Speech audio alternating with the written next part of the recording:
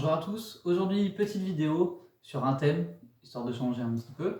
Je vous présenterai des exercices juste après mon explication. Donc aujourd'hui on parle des TMS, troubles musculo-squelettiques, qu'on peut rencontrer régulièrement au travail. Donc ça va être des douleurs situées à des zones bien précises, au niveau du dos souvent, au niveau des cervicales, ça peut être lié, ça peut être au niveau du coude, au niveau du poignet, des épaules. C'est des douleurs qui vont être récurrentes, qu'on va retrouver régulièrement au fil des semaines, au fil des mois et qui ne vont pas disparaître. Tout ça, ça peut venir de plusieurs facteurs.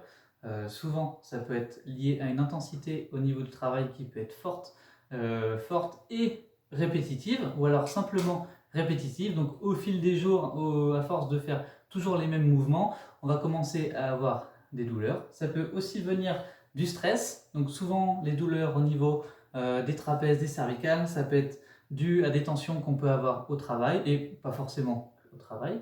Ou alors il y a aussi le facteur génétique qui rentre en compte, notre propre corps qui peut générer ces douleurs-là. Donc il faut prendre en compte tout ça. Ça peut être lié à des mauvaises postures au travail, par exemple simplement le fait d'être mal assis. Souvent des personnes peuvent être assises. Alors ça c'est des habitudes qu'on voit régulièrement, qu'on peut avoir nous et que d'autres personnes peuvent avoir. Être assis par exemple à son bureau en ayant une jambe comme ça, forcément on va venir tirer sur des muscles et sur des tendons qui ne vont pas avoir l'habitude, qui ne vont pas apprécier.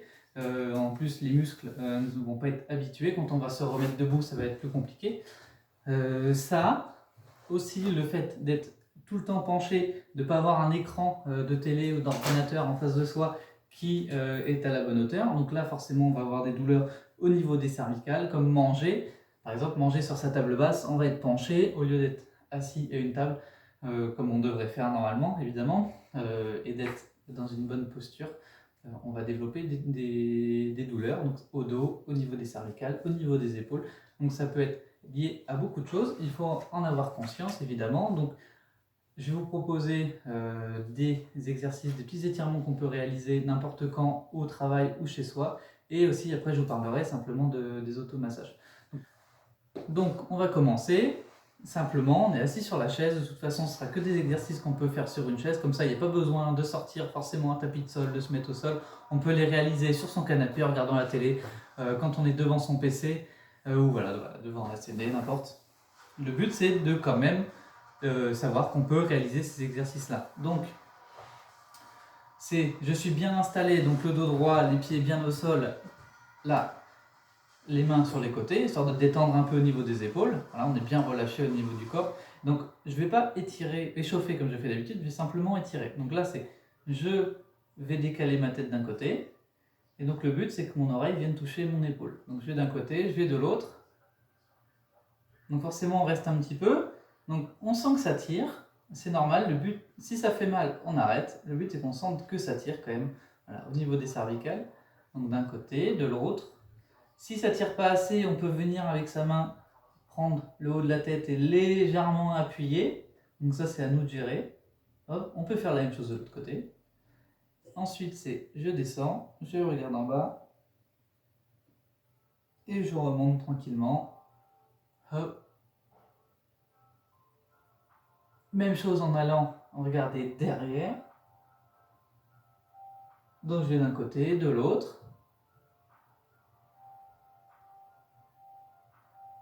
Voilà, donc c'est des exercices qu'on peut réaliser plusieurs fois au niveau des cervicales. Pour les épaules, je mets les épaules bien détendues, les mains sur les côtés. En fait, je viens lever les épaules très haut. Le but, c'est que les épaules touchent les oreilles.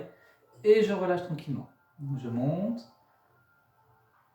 Et je relâche. Et je le fais plusieurs fois. J'inspire. Et j'expire. Donc on peut se redresser un petit peu pour le faire si on a envie. Je lève. Et je relâche. Donc pour les épaules toujours, on peut faire des petites rotations. Donc très lentes. Le but, c'est de bien le faire. Dans un sens, dans l'autre. J'ai des grandes rotations avec les épaules. Je peux lever un petit peu aussi, me servir de mes bras. Là, je vais sur les côtés. Je retourne en bas. Je vais devant. Et je pousse en fait avec la paume des mains. J'imagine que je pousse un mur, que je pousse quelqu'un. Je pousse. Et donc là, on sent Donc il faut bien mettre l'intensité quand on pousse, que ça tire au niveau des bras et que ça remonte jusque dans les épaules et même au niveau du dos. Là je pousse, là, et je relâche tranquillement. Le but c'est de faire l'exercice toujours doucement mais de le faire correctement. Pour le dos, j'attrape mes mains, là je vais vers l'avant, je rentre un petit peu la tête et je pousse, on sent que ça tire. Donc des poignets jusque dans le dos. Là, on peut faire la même chose. On se redresse, on pousse. Donc comme on a fait tout à l'heure, mais là en restant bien droit, en poussant sur les côtés. On relâche. On peut aussi aller essayer d'aller regarder loin derrière. Donc je peux m'aider en mettant mes mains sur ma jambe et en tournant. Donc je pousse avec mes mains d'un côté et moi je tourne de l'autre côté. Là, je relâche. Donc quand je relâche, pareil, c'est tout le temps lent. Donc là, je pose et je vais chercher à pousser pour aller regarder loin. Et on relâche. Pareil, on relâche toujours tranquillement. Pour les poignets, donc pour les doigts, donc il y a des petits exercices, vous connaissez. Un petit peu de motricité fine. C'est je serre fort, je pousse. Là, je manipule un peu. Donc pour les poignets, je peux les prendre un par un. Là, vraiment, je manipule mon poignet tranquillement. Dans une position, dans l'autre. Là, donc avec les deux. Les poignets ensemble aussi.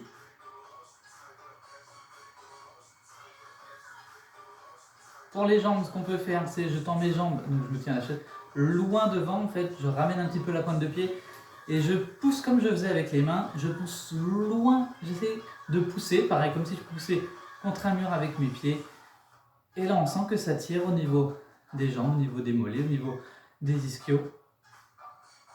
Et on relâche. Si on veut, ce qui détend aussi un petit peu, c'est quand je viens faire un câlin à mon genou. Là on vient tirer l'ischio, le fessier.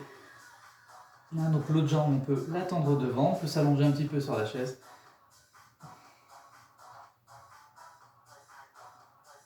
Là, donc pareil de l'autre côté. Hop. Et voilà. Donc en plus du stress ou alors d'une répétition au niveau des mouvements, ça peut être lié aussi, les troubles musculo-squelettiques, à la génétique, notre métabolisme, à nous-mêmes en fait. Voilà, il y a plusieurs facteurs à prendre en compte. Il y a aussi du coup, je vais en parler rapidement, parce que je vais vous mettre un lien du coup dans la description de quelqu'un qui le fait mieux, que j'ai découvert ça en cherchant un petit peu tout à l'heure. Les automassages, donc les automassages c'est ce qu'on peut faire forcément tout seul, ou alors pourquoi pas demander à quelqu'un de nous le faire. Si on est tout seul, qu'on est au bureau, qu'on a mal, ou qu'on a un petit peu de temps, on peut faire des automassages, on peut venir chercher avec sa main, par exemple aller étirer au niveau du coup des cervicales, on peut aussi étirer au niveau des trapèzes, on pourra chercher son deltoïde, un peu ses bras, voilà. Le but c'est de pouvoir se masser, donc il existe un petit peu de matériel pour ça, donc on peut prendre par exemple des balles de tennis, voilà, des balles simples, ou alors des petites balles à picot par exemple, ça c'est une petite balle avec des picots qui permet de faire des automassages. Donc pareil, ça le but c'est vraiment d'aller sur les zones et de pouvoir rouler et de s'automasser. Donc il y a des personnes qui n'apprécient pas forcément certaines textures, donc on peut le faire derrière la tête aussi. Donc le but c'est de pouvoir réaliser des automassages. Donc je vous mets un lien par rapport à ça, ça peut être très long d'en parler. Donc il faut être conscient des TMS. Le but, si on peut, c'est de pouvoir en faire, parce que de toute façon, moins on va être actif et on va faire de l'activité physique, et plus on va avoir de douleur. Et plus on va avoir de douleur, moins on va vouloir en faire, et moins on en fait, plus on va avoir de douleur. Donc effectivement, ça rentre un petit peu dans un cercle vicieux comme ça, ça peut devenir assez vite compliqué, surtout avec les soignants, personnes soignantes qui ont souvent des douleurs de dos, à tout âge, ça peut arriver très jeune, une vingtaine d'années, il suffit d'un faux mouvement, et là on commence déjà à avoir des douleurs de dos qui s'intensifient avec l'aide aux personnes qu'on accompagne. Donc on fait attention, on fait de la marche à pied, on fait de l'activité. En ce moment avec le confinement on peut surtout faire de la marche, voilà, si jamais un jour ça rouvre, ne pas hésiter à aller nager par exemple, faire du vélo. C'est en général ces 3 activités, donc vélo, marche et natation, qu'on privilégie pour les personnes qui peuvent avoir des douleurs. Voilà, pour plein de raisons. Mais voilà, si on peut, on essaie de faire un minimum quand même d'activité pour essayer d'atténuer un petit peu les douleurs. Donc voilà, je vous laisse tester les petits étirements que je vous ai montrés, les automassages. Je vous laisserai regarder. Bon courage.